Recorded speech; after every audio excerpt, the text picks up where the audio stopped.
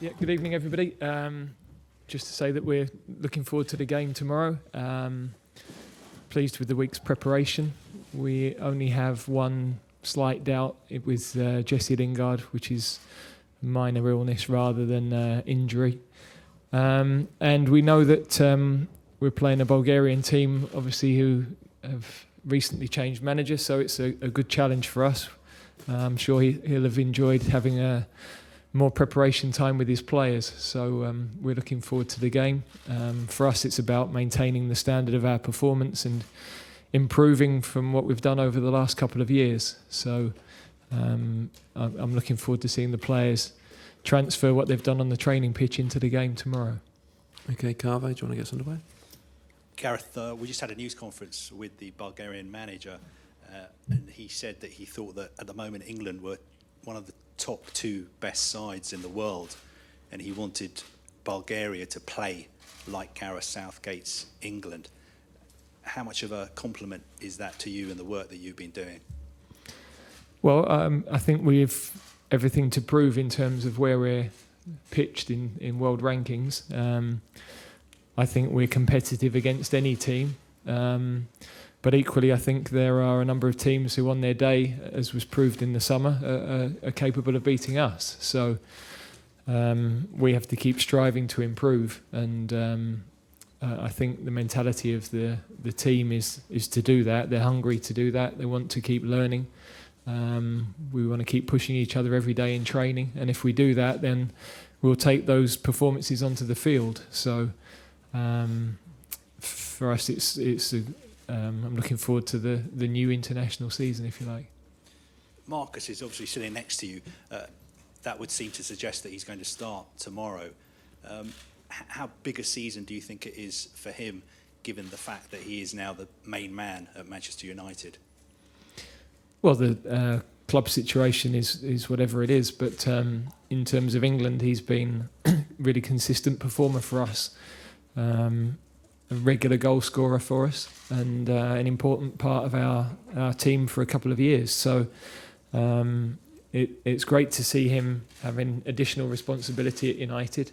But from our perspective, he's one of a number of exciting attacking players that we have, and that competition for places is a great thing for us, because whoever starts, we need to be able to accelerate the game from the bench and have those options from the bench as well, and we've got the players to do that. So as a coach, that's an enjoyable problem to have. Marcus, if I just may ask you, one of the big issues so far this season has been the racist abuse that players have had to put up with on social media. This is the first chance we've had to speak to you about it. How do you feel about the fact that this is still happening and it's 2019? I think, like you say, it's obviously disappointing. It seems to me like things have been going backwards rather than forwards, and you know, it's tough. But like you've been seeing all around the world, people have been standing together, and I think in this moment that's all we can do. You know, and we have to rely on the campaigns and stuff like that to sort of deal with the situation, because you know, our voice only has so much power. Do you think it's time that the social media companies did more about it? Isn't it time that they were accountable for what is published on their platforms? Because some of the stuff we see on social media, you can't print in newspapers, you can't broadcast it on TV or radio, but on social media it seems to be a free-for-all. Obviously, social media is a big problem because of that. For me, it's too easy to do whatever you like on the internet. Any of us now could go on and create accounts and write what we want under anybody's post, and nobody would ever know. But I think it's easy to sort of figure it out. You know, if you have to show identification to create an account, that means everybody can only have one account, rather than there being, like, I know for me, there's hundreds of thousands people that use my name on social media, and they can, you know, write what they like. So I think obviously a lot of the racism has been coming from social media as well. So that one would be an easy one to sort of get rid of. But yeah, there's a lot of things that need to change. As a human being, how does it feel when you read this stuff about yourself and your teammates? To be honest, especially the ones on me, I've not actually seen. I've never been a big fan of social media purely because of the reasons I said before. It's too easy for anybody to write whatever they want. So I try and stay away from it. But obviously, I thought it was important for me to say my part, and that's why I went on my channels and wrote what I wanted to write about the situation. But there's been other examples. Obviously, Romelu. I think Jaden had a good speech about it the other day. So people are listening, people are speaking. So one step at a time. Hopefully, we can put it right. Gareth, this week it was announced that Chris Powell was becoming one of your coaches. What do you think he will bring to the role, and how important do you think it is that the FA are appointing BAME coaches in key roles? Yeah, I think we're trying to be at the forefront of giving opportunities to coaches from minority ethnic groups, and Chris is a good example of somebody that's fully qualified, good experience as a manager, obviously experience of international football, has actually worked with some of the players in our squad when he's been club manager. So I'm hoping it's going to be a brilliant insight for him and experience for him into how we work, and he'll be able to bring qualities that we don't have within our coaching team. So, we're looking forward to it. Of course, it's part of a broader scheme that all of our national teams are working with coaches and giving them those opportunities. We hope to create role models that young people can aspire to, that they can see there is opportunity, that they can see that some of the barriers they might feel have been there are being broken down, and we think that's a very strong and important message. And do you think the pathway now exists for us to have a black England manager in our lifetime? Oh, I'm sure. I think in the end, of course, people have got to get opportunities at club level, probably of some description, or if our national teams can develop our own coaches, that's another way of doing it. We've got some very, very promising young coaches in our system. Justin Cochran, who takes our under-16s, spent 3 days with us this week as well, so that he had an insight into how we work. Kevin Betsy is with our under-17s this week. I'm really impressed with what he's done. So I think very often people will look just at high-profile former players, but there are actually at lots of academies some very bright, intelligent young coaches coming through, and the pathway doesn't have to be that you've been a top X player by any means. I think that would be a mistake, because if you look at some of the best managers there have been in the world, they haven't had that top playing experience, and they've maybe had more time to go and study and learn their trade. And finally, from me, this week Michael Owen's book has been serialised in the Daily Mirror. How disappointing is it for you that two of England's greatest strikers, Michael Owen and Alan Shearer, seem to be at war with each other, especially the fact that you obviously know them and played with them? Yeah, I think you never like to see people falling out publicly, and that's a shame. I think as you get older, the people that I had fallouts with when I was playing or that I've managed, you want to. I'm of an opinion to try and reconcile things rather than inflame them. So it's a shame, but that's between them really. David Ornstein, yeah. Hi Gareth. As proactive as the schemes are that the FA are doing on the coaching front, is it depressing that these schemes have to be implemented at all?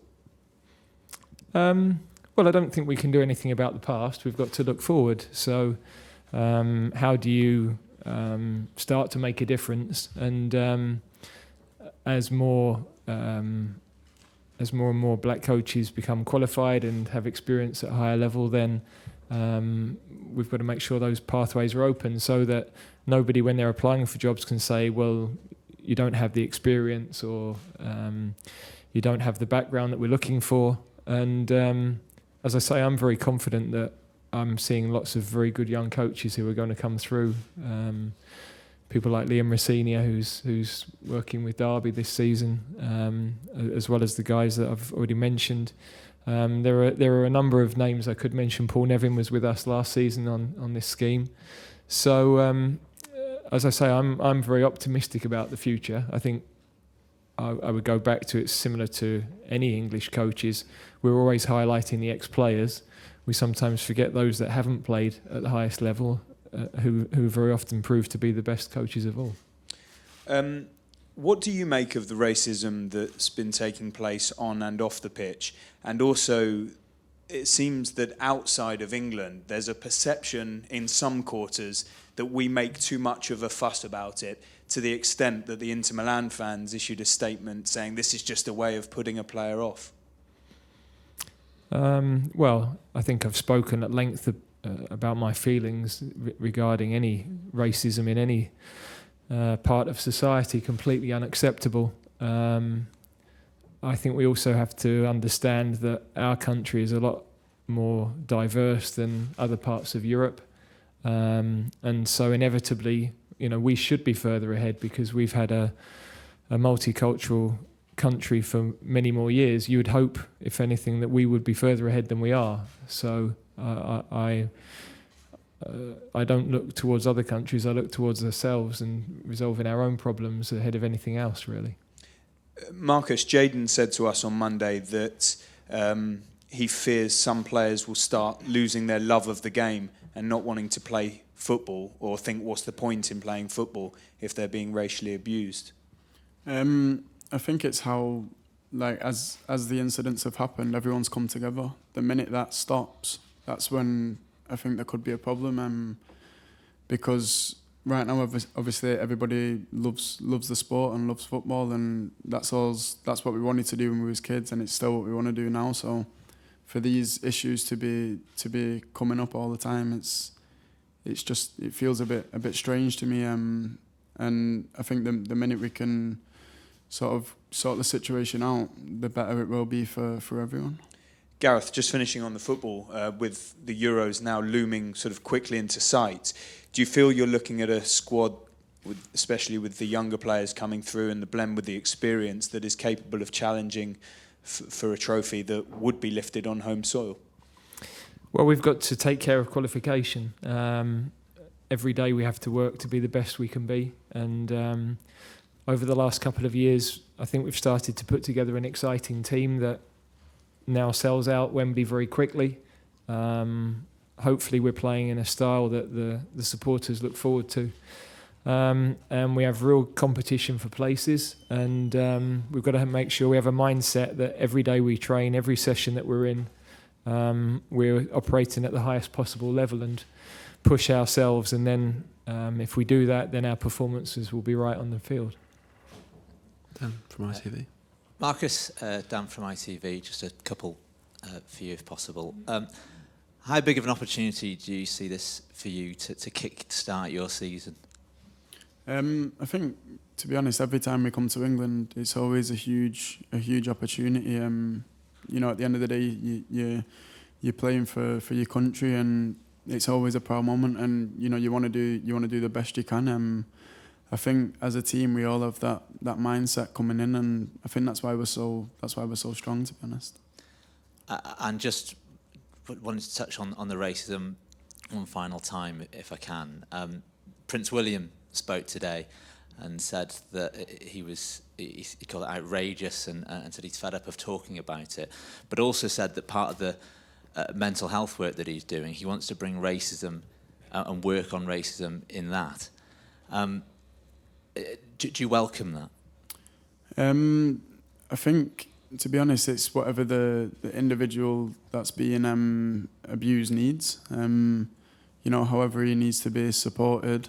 And for me, it's all about steps going forward. If he needs help in order to sort of move on with his career or move on with his life, then 100% give him the help that he needs. But it's a big one for me that the campaigns need to step up and do something about it. Kerry Brown. I'm afraid I'm going to ask as well. I'm just wondering how much everyone's talking about it in St George's Park, because this has affected players throughout the age groups. Are you all talking about it collectively now? Is there support? Is everyone just asking what we can do? Is it a big conversation topic? To be honest, I've always said the more we speak about it, it doesn't have much of an impact. You know, we've tried. There's been examples everywhere where people have spoke out, and I wouldn't say they've been ignored, but you know, nothing's really changed. So just to see it sort of spike in the last couple of months, it's been unbelievable. So you know, we wanna just nip it in the bud whilst it's happening. What was your reaction when Twitter, who have been one of the leading social media sites where we've seen a lot of users come out with a vitriol of hate, said that they would monitor the accounts of 50 black players? What was your reaction to that as a suggestion, as an alternative? They would do what, sorry? They said they would monitor the account of 50 black players, and that would be some sort of solution. I think that doesn't change anything. What I said before, the number of accounts that are out there is ridiculous. You know, so the way to sort of control it is everybody in the world that uses these platforms, they can only have one account. That's one way to sort it, because a lot of them, they're not doing it from their own accounts. They're just dummy accounts. So that way the identity of the person who's doing it is never seen. There is greater regulation in some countries on social media accounts, how you can set them up. If Twitter, if Instagram, if the social media sites aren't going to take action when everyone is talking about it, when it's making back pages and pages, front pages, would you like the government to start intervening and telling them they must change? Well, to be honest, I think people will start to come off the platforms. If it's doing more bad than good, I don't think there's a reason of having the channels. For me, the only reason why I actually have the social media channels is to sort of help because a lot of my fans are young people, and you know, you want to help them in the future, and just little stuff, whether it's your lifestyle or football related. If you can give them bits of information that might help them in the future to become whatever it is they want to become. That's what the strength was of social media, and the minute sort of the cons outweigh the pros, it leaves you with not really much point being on that. Okay, we've got time for a couple more. Can I ask you about the football then? A lot of fresh faces coming into this side. There's always been talk about the creativity in the midfield, the service to yourselves, and Sterling and Harry. What's it been like with the new players like Maddison and Mount coming into the side? Yeah, it's been brilliant. I think they just seem to fit right in. I think since Gareth's come in, the way the younger age groups train in comparison to how we train is very similar. So when it's their time to sort of take the step up to the first team, it happens seamlessly, and you know, it's a massive strength of ours. And the more players we can get coming up and coming through, the better. Gareth, one question for you. We've learnt a lot in the last few weeks about subjective opinions in football. Harry Kane was the subject to opinion at the weekend as he went down for a penalty. Have you spoken to the players about that this week? Do you like your players to rely on their own instincts of the game? It's a very hard thing to judge and a very hard thing to actually ask players about, because they assume you're hinting at diving. But how have you approached that this week? Have you needed to? And how has Harry been in training? To be honest, I'm not really sure of the incident you're talking about. So after Tottenham's game, there was a lot of match analysis, and the big question was it a deserved penalty? Some broadcasters thought so. The other suggestion that he made a bit of the action, and the suggestion he dived. Yeah, to be honest, we were into camp. So as soon as the game was finished, I'm just checking everyone's fit. So I tend not to watch so much of the analysis. I watch about 15 matches a week, either live or remotely. So we're always analysing the games ourselves. But I don't have time to sit and at the start of an international week and listen to the opinion. So I'm sorry I can't help you with that one. On all the number of back pages as well. So I'm just wondering if you ever give any advice to players when there's been a suggestion that they're making too much of something, or you just tell them to play instinctively and rely on instinct. Yeah, I think we have. Forgive me because I don't have time to read the papers either. But we have Andy updates me, so that's where I get my info. I think we have a group of players who, in an attacking sense, are always going to be attempting to take people on, getting themselves into dangerous positions.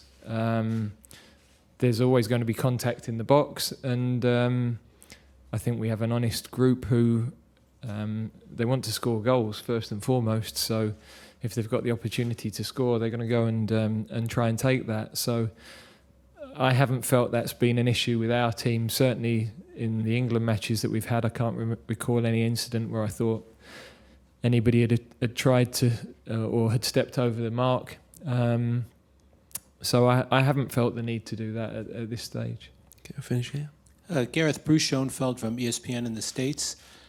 Putting aside which three of your four attacking options happen to be playing tomorrow, can you tell me about Jayden stylistically and some of the things that he offers you that maybe a traditional English winger doesn't offer you, and how that creates some different kinds of options than even, not in terms of talent, but just in terms of style? Yeah, I mean, I think it's very difficult to say what a traditional winger would be, because every individual player, if you go back to Chris Waddle, John Barnes, they all had slightly different technical attributes and different styles. But Jayden, in terms of his game, is hugely exciting in terms of his balance, the quality of his crosses. He gets into areas behind defences and the way that Dortmund play is a significant part of that. Plays lots of those low crosses across the 6-yard box. What I really like is his decision making. When he's moving at speed, he's able to get his head up and make the right decisions in terms of weight of pass, which pass is the best one to pick out. And that's not an easy thing to do when you're travelling at speed with the ball. Very often a lesser player has got to focus on the ball itself. So you'll see him play moving at speed and then identify an option of movement outside what you would think would be his gaze. And I think that's a really difficult skill and something which is very exciting for him. So his actual dribbling ability and ability to go past people is obvious, but I think that asset of his game is at the highest possible level. I believe in this selection, only he and Kieran are playing outside the Premier League at this time, right? And obviously you have some countries where the manager has half their players outside the domestic league, but and it's 2019. You can watch every one of everyone's games no matter what. But is it at all not even a difficulty, but an issue to have an entire squad well aware week after week of what each other's doing, an entire group of selectors well aware, right there in the same, watching the same players week after week, and then have this one and now two players outside of that? Does it put them in at all a different situation, a different position? No, I think it's brilliant from their perspective. They're getting a different challenge, a different sort of education, slightly different style of game. Jayden as a young player and a young person, it's a brilliant life experience. But Kieran's finding the same. having to learn a new language, different culture that you're living within, different types of training methodology, working with two of the top coaches in the world. So I don't see a negative at all. It certainly clearly isn't harming their chances with us. We monitor everybody extremely closely. I think more and more of our young players are moving abroad. We've got young players playing in France, in Germany, and we've had players go to the Netherlands on loan quite regularly. Mason Mount's had a spell at Vitesse of this squad. So I think it will become more and more apparent. I think young people now from England are more prepared to travel across any number of industries. They don't see that as, they have to stay on the island, whatever happens politically. The pros outweigh any. I don't see a negative to it at all, really. And could there in the end Last be question. a positive for England to have some of your top players immersed in some of these other leagues? Obviously, world football is more and more world football, but different leagues play with different styles, and they come back and bring to the selection a different experience than the bulk of the selection has had. Yeah, I think it's definitely a positive.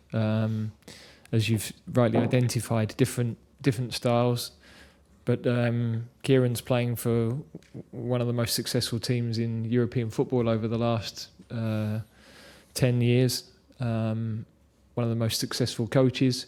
Jayden's playing in front of 80,000 fans at Dortmund every week. That brings huge pressure, and we want our players to be feeling that intensity of game, that expectation every week. Marcus has it playing for Manchester United. You can't have an off day without there being a huge reaction to that, and that's part of what we have to cope with when you're playing for England. So it's definitely a positive, and I'm certain that more players will follow their path. Okay, Will and Adair, thank you very much. Okay. Can I sing now?